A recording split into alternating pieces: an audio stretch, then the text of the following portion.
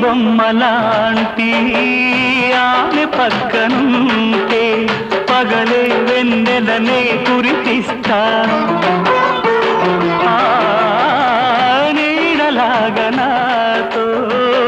ఏడడుగులు సాగితే ఇలలో స్వర్గం నే సృష్టిస్తా రసరమ్యం ఆ రాగ విలాసం రసరమ్యం ఆ రాగ విలాసం వసివాడదు అది ఆ జన్మాంతం అందమైన నా ఊహల మేడకు ఆవిడమణి దీపం అంది అందని నాశలకు ఆమె ప్రతిరూపం ఆ తలపే నా ధ్యానం ఆ అభినవ దేవత నా ప్రాణం